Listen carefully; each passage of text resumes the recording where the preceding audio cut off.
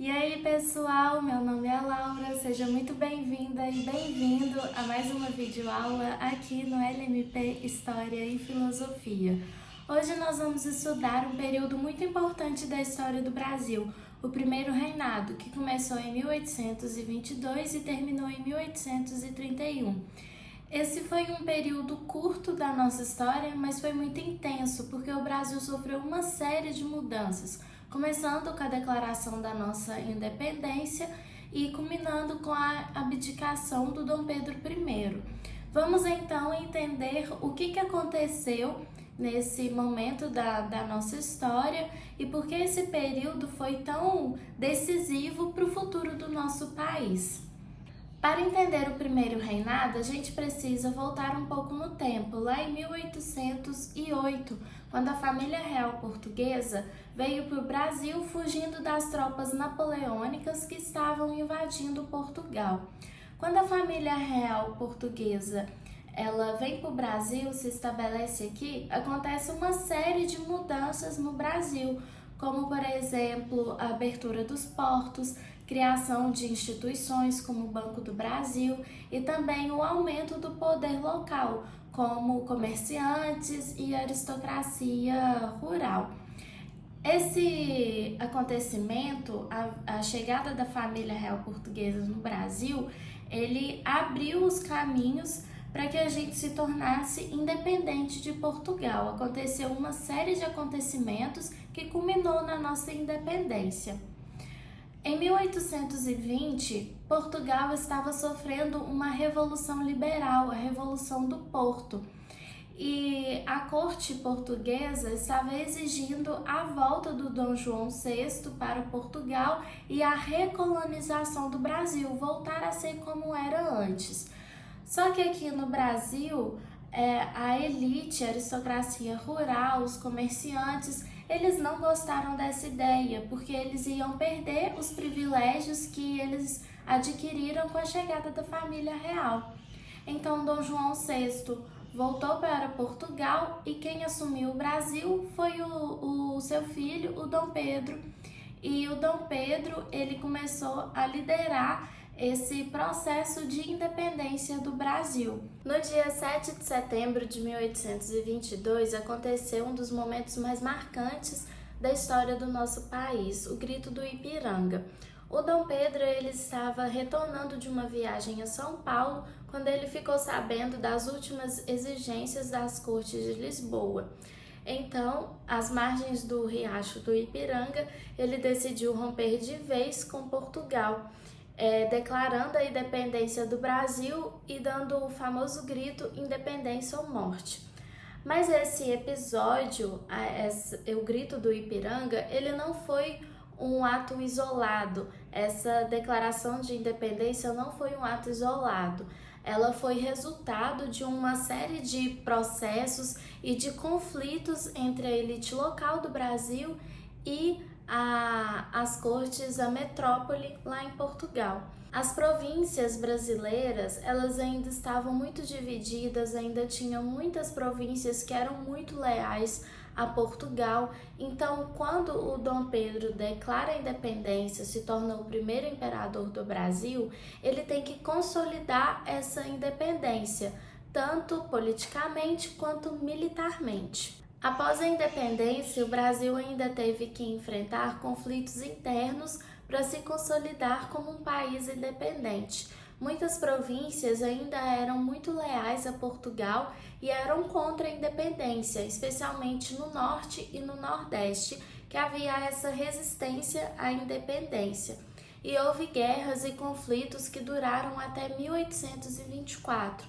Na Bahia, por exemplo, houve uma guerra de independência em Salvador, porque a Bahia era resistente à independência, e as batalhas duraram até 2 de julho de 1823, quando as tropas portuguesas se retiraram de Salvador e foi consolidada a independência naquela região. Aqui no canal tem um vídeo explicando apenas as guerras de independência que aconteceram aqui no Brasil. Eu vou deixar o link do vídeo para vocês assistirem depois. Além desses conflitos internos, o Dom Pedro I ele teve que lidar com conflitos diplomáticos, com questões diplomáticas, para que outros países reconhecessem o Brasil como um país independente. O primeiro país a reconhecer o Brasil como independente foi os Estados Unidos, em 1824. Mas esse reconhecimento só aconteceu depois de uma série de negociações e acordos comerciais.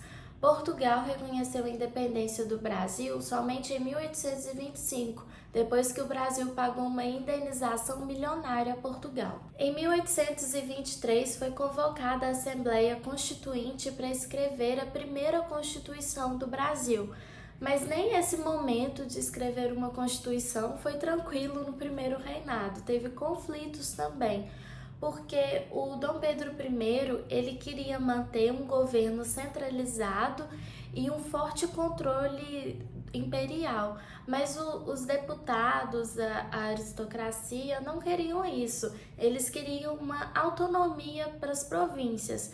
Então gerou um conflito entre os deputados e o Dom Pedro I. E o Dom Pedro I dissolveu a Assembleia Constituinte e no ano seguinte ele impôs a Constituição de 1824, a primeira Constituição do Brasil. Essa Constituição instituiu o poder moderador, que basicamente dava um poder quase que absoluto para o imperador. E ele valia mais, tinha mais poder do que os outros três poderes, o executivo, o legislativo e o judiciário.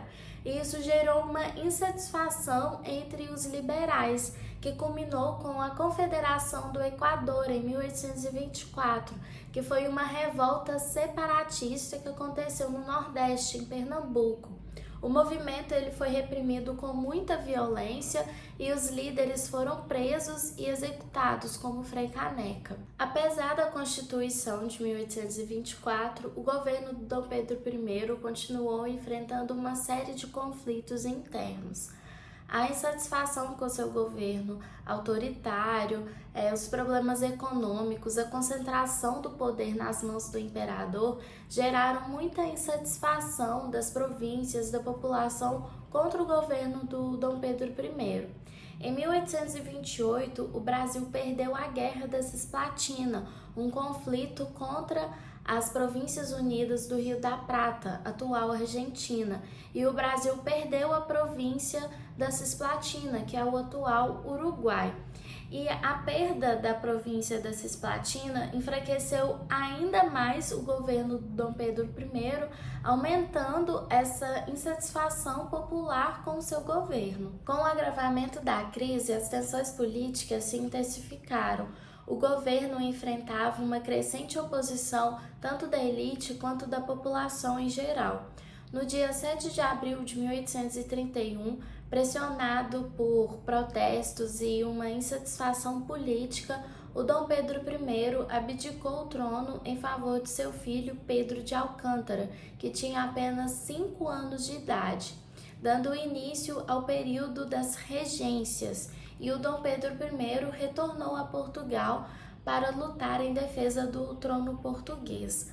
A abdicação de Dom Pedro I encerrou esse período do primeiro reinado e deixou o Brasil à beira de uma nova fase de instabilidade política, que só seria resolvida anos mais tarde com a maioridade de Dom Pedro II. O primeiro reinado foi um período marcado por muitos desafios que o recém-criado Império do Brasil teve que enfrentar. Entre derrotas e vitórias, o Dom Pedro I ele tentou consolidar a independência e criar um Estado forte, mas ele acabou enfrentando crises que levaram à sua abdicação. Mas o Dom Pedro I ele deixou um legado, ele ajudou a pavimentar um caminho para a consolidação do país, que seria realizada no segundo reinado, que começaria anos mais tarde.